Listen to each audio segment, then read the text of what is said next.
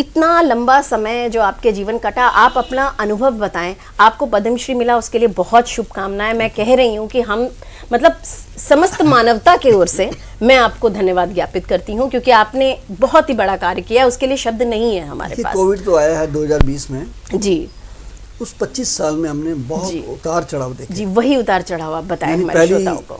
जब एम्बुलेंस लेनी थी तो अपनी पुरानी कार बेचनी पड़ी हमें जी, टूटी फूटी ली एक एम्बुलेंस। उसमें भी लॉयंस क्लब विवेक विहार से श्री SS भाटिया जी थे, हमसे हम संपर्क किया, कुछ पैसे उन्होंने डाले, कुछ हमने डाले। जी, जी, एक मिशन शुरू कर दिया हमने जी, बिना किसी सरकारी मदद के।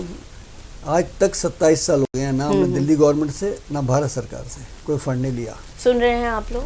आज तक लोग कहते हैं NGO बना लो, पैसे लो, हमने इस बात को निश्चय करा हुआ था। जी, जी, आपको बहुत से सम्मान मिले हैं और डॉक्टरेट की उपाधि भी आपको मिली है।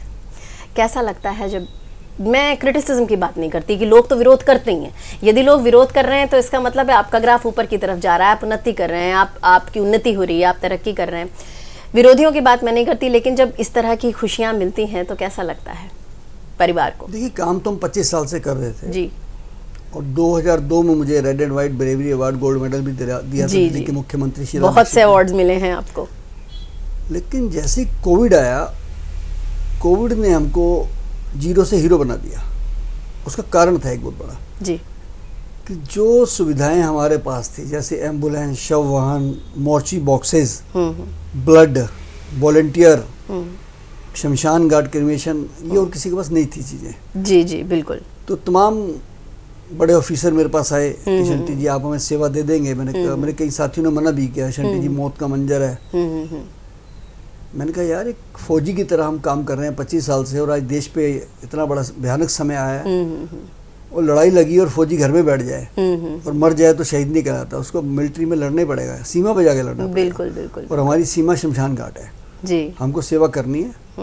हम डट गए, जुट गए। पहले वाले कोरोना में ही लगभग 1350 से ज़्यादा क्रिमेशन किए हमने। जी, पेशेंट का तो हिसाब ही नहीं था। जी, अभी संभले ही नहीं थे, दूसरा कोरोना आ गया। उसमें तो अंबार लग गया।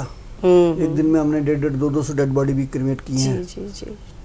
लेकिन उसकी चर्चा और खुशबू दुनिया में फैल गई सोशल मीडिया के माध्यम से। बिल्कुल, मुझे याद है वो दिन भी जब मुझे उपराष्ट्रपति वेंकैया नायडू जी का फ़ोन आया। जी, जी, जी। मैं शमशान घाट में था कि शंटी जी हम आपको देख रहे हैं और हमको ये दिख रहा है कि जो सुनते थे, गुरु गोविंद सिंह जी ने कहा था कि 1.25 लाख से एक लड़ाऊं तब गोविंद सिंह नाम का हूँ। आज आपकी कम्युनिटी ने बहुत काम किया है, तो एक ब्लेसिंग दिया उन्होंने। बिल्कुल, बिल्कुल। और उसके अलावा जितने भी सेलिब्रिटीज थे, अक्षय कुमार जी का फ़ोन आया मुझे, उन्होंने 2 एम्बुलेंस भी भेजी। धर्मेंद्र जी का फ़ोन आया, सो मैनी, मतलब सेलिब्रिटीज। आप कार्यक्रम भी करवाते रहे जिसमें सेलिब्रिटीज आपके अपना स्पोर्ट्स कॉम्प्लेक्स में शहीद भगत सिंह देवदत्त अलग चीज थी। बिल्कुल, जी, जी, जी। तो करते करते मुझे 27, अच्छा वैसे सारा दिन फोन आते थे लोगों के, VIPs के, कि संस्कार जल्दी करा दो, जल्दी करा दो, VIP तरीके से। बिल्कुल, बिल्कुल। क्योंकि लाइन में नंबर आता था 90-100। लेकिन 27 अप्रैल 2021 में रात के 2:30 बजे मुझे फ़ोन आया।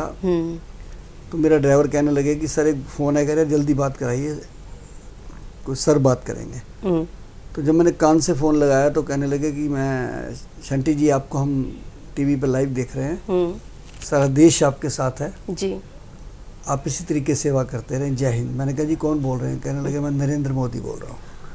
तो हमारे लिए तो रोंगटे खड़े हो गए कि एक देश के प्रधान सेवक, बिल्कुल, प्रधानमंत्री जी इतना माइक्रो लेवल पे देखते हैं यार, कि अपने देश के बारे में सोचते हैं कि कौन रात के 2:30 बजे क्या कर रहे हैं टीवी देख के।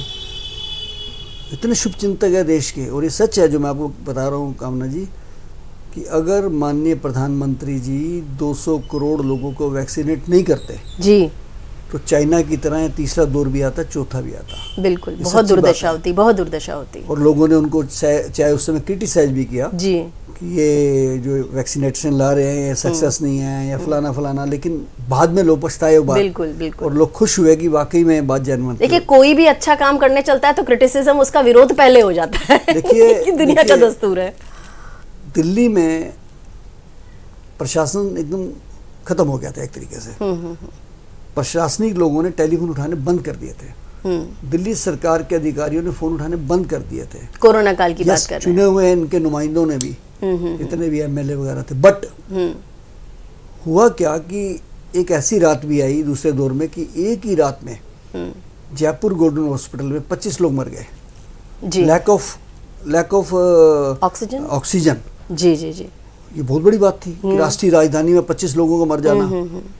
लेकिन माननीय गृह मंत्री जी सड़क पे उतरे, जी जी, मिलिट्री सड़क पे उतरी, डीआरडीओ हॉस्पिटल बना, एक वो छतरपुर के पास बना, वहाँ लोगों को सुविधाएं दी गई, तब जाके दिल्ली संभली, नहीं तो लाशें सड़कों पे पड़ी होती।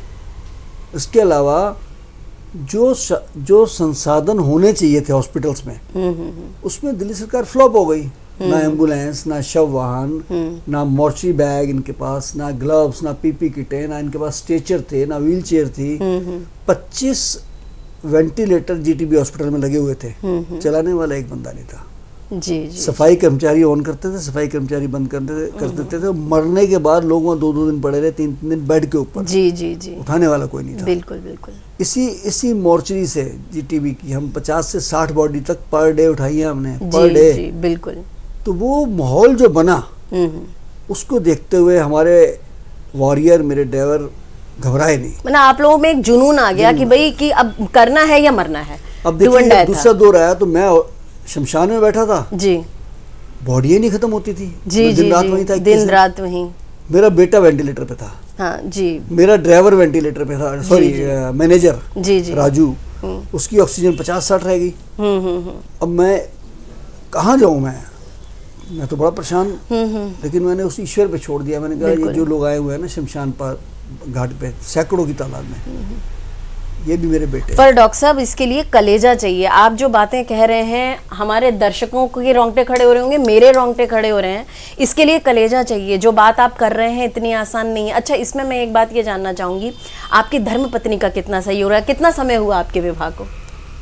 अब तो सारी जिंदगी निकल गई जी। मेरा 85 में शादी हुई थी। अच्छा, लेकिन उन्हें अगर वो सहयोग नहीं देते तो शायद मैं घर से बाहर भी ना। वही बात मैं कह रही हूँ, आपकी धर्मपत्नी का बहुत सहयोग, बच्चे भी साथ लगे, क्योंकि पत्नी विरोध भी कर सकती थी ना कि देखिए एक औरत के लिए उसका पति और उसका बेटा, और अभी जो कोरोना काल आया तो उनको पता था कि ये मौत का मुंह है।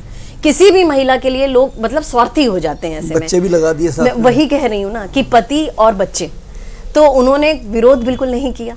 विरोध नहीं किया, उन्होंने मेरा समर्थन किया जी। इवन शमशान घाट पे कभी कुछ खाना पहुंचाना है, कुछ कराना है तो बहुत सौभाग्यशाली हैं आप। मैं तो कहता हूँ कि परिवार का अगर साथ ना होता तो मैं शायद। आप सुन रहे हैं, हमारे देश के जो रत्न हैं, जो पद्मश्री, वे भी यही कह रहे हैं कि परिवार का साथ बहुत जरूरी है, पत्नी का साथ बहुत जरूरी है, जीवन साथी का साथ बहुत जरूरी है। शायद प्रेम का यही स्वरूप है। बिल्कुल, जिस प्रेम को हम विकृत बना चुके हैं, शायद प्रेम का यही स्वरूप है कि पति और बच्चे, जिनका मतलब एक औरत के लिए ये बहुत बड़ी बात है। वे गृहिणी हैं, बहुत सिंपल महिला है, मैं मिली हूँ उनसे, और उन्होंने आपका इसमें भी पूरा साथ दिया। शायद यही प्रेम है, मैं तो इसी को प्रेम समझती हूँ। आदरणीय, देखिए हम किसी अवार्ड के लिए काम नहीं कर रहे। बिल्कुल बिल्कुल, काम तो 25 साल से कर रहे। अवार्ड तो ईश्वर देता है, स्वयं प्रधानमंत्री जी ने आपको, स्वयं राष्ट्रपति जी ने अवार्ड दिया, और कितने आपको विदेशों से भी मिला। एक ऐसा शख्स था कि मैं जी तो घर में सोया हुआ था जब मुझे पता लगा कि मेरा नाम पद्मश्री में आ गया है। जी जी जी, तो मैंने उस ऊपर वाले का शुक्र किया कि चलो मेरे ये अवार्ड जब मुझे मिला जी, तो मुझे जो सबसे बड़ी खुशी ये हुई कि वो अवार्ड मुझे नहीं मिला जी, वो मेरे साथियों को मिला, मेरे बच्चों को मिला। देखिए, जब एक नेता नेतृत्व करके आगे चलता है, आप एक संस्था की अगुवाई कर रहे थे, वो सब आपको देखकर उनका हौसला, जैसे परिवार का मुखिया होता है। शमशान घाट पे जिन्होंने काम किया, सेवा करी, क्या कंट्रीब्यूशन था, उन्होंने भगवान के रूप में काम किया। देखिए बिल्कुल, ये जो बुरा समय देश का आया था, इसमें मैं 2 बातें कहूंगा। पॉजिटिव बात करूं जी तो doctor, nurses, technician, ambulance driver और शमशान घाट पे काम करने वाले लोग जी, पुलिस, इन लोगों ने वाकई में बहुत काम किया। कोरोना योद्धा ये सब पूजनीय है, और आप भी कोरोना योद्धा रियल हीरो थे। बिल्कुल बिल्कुल रियल हो रहे थे। बट दूसरी तरफ दिल्ली जैसे शहर में प्राइवेट हॉस्पिटल ने, लैब वालों ने और इंश्योरेंस कंपनी ने जी, जो धांधली मचाई, बिल्कुल वो तो जिस बीमारी का इलाज नहीं था जी, बिल्कुल 30-40 लाख रुपए बिल्कुल लोगों ने उसके बिल में। इसलिए वो बात पिंच भी होती है, हमको महसूस होता है, क्योंकि मैंने कई लाशें ऐसी दिलाई हैं लड़ झगड़ के कि जो पैसे ना होने के कारण वो देते नहीं थे, लाशें दे नहीं रहे थे, तो हमको झगड़ा भी करना पड़ा, हमारी पिटाई भी हो गई 1-2 जगह, मेरे ऊपर केस भी रजिस्टर्ड हो गए। लेकिन हमने परवाह नहीं पर की। आदरणीय, आप कर्म योद्धा है ना, आपने अपने कर्तव्य का निर्वहन किया, बिल्कुल। आपने अपना कर्तव्य वहन किया ना, ये आपका कर्तव्य था, आपका कर्म था, आपने उसकी परवाह नहीं की। बिल्कुल नहीं। तो हम ये देख रहे हैं कि आप महनीय व्यक्तित्व से आप ये सीखें कि यदि आप दृढ़ निश्चय करते हैं और आप अपना कर्तव्य वहन करते हैं तो ईश्वर आपके साथ होता है। ईश्वर ने जो जीवन आपको दिया है वरदान के रूप में, आपके पूरे परिवार को, मैं आपकी संस्था की भी बात कर रही हूँ। अगर आप ये वीडियो YouTube पर देख रहे हैं तो हमारे चैनल को सब्सक्राइब करें और बेल आइकन को दबाना ना भूलें। अगर आप Facebook पर ये वीडियो देख रहे हैं तो हमारे पेज को लाइक करें।